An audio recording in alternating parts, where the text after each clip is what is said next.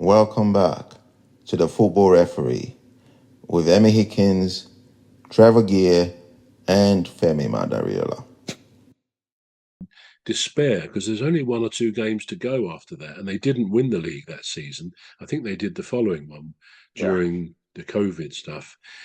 And that was an elation to come away when you're 3-0 down with 10 minutes to go, and then you actually come away with a point against one of the top teams.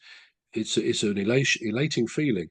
But the other side of that, like on Saturday for Everton, they would have been, well, I know, because you see comments on their fans forum, they were just, angry, heartbroken. I mean, it sounds a bit over the top if you're not a football fan, but they were shattered.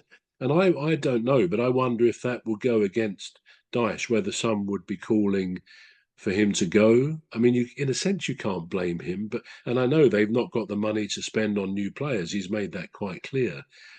But in another way, and it seemed to get worse after he'd made a substitution. I forget the chap he took off, but someone who was not necessarily quite match fit.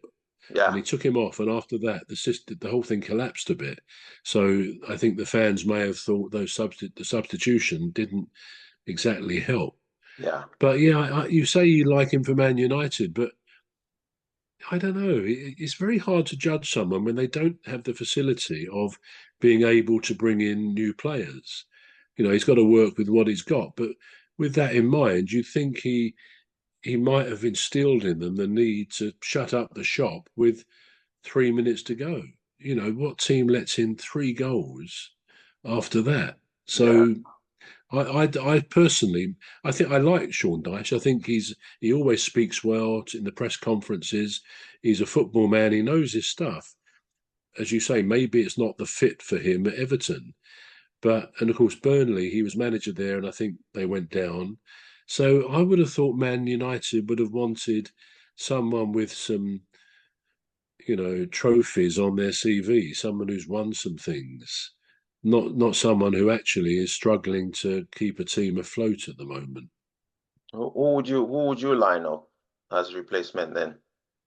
Well, you see, I think this is the thing nowadays. When people were complaining, when Roy Hodgson came back to Palace, he did very well for a few games, and then he started at the beginning of this season, the beginning of last season, losing games, and people said we want him to go, and then you have to say, well, who is there that could come in? Now, as it happened, Oliver Glasner, who I think is excellent, he's an Austrian fellow.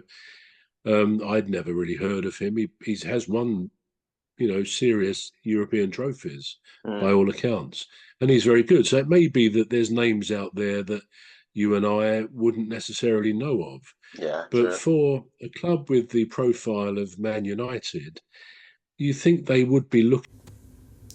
We're going to take a short break now. The Football Referee will be back shortly. You're listening to the Football Referee with Emmy Hikins, Trevor and Femi Madariola. The Football Referee will be back shortly. Please stay tuned. The Football Referee is looking for sponsors.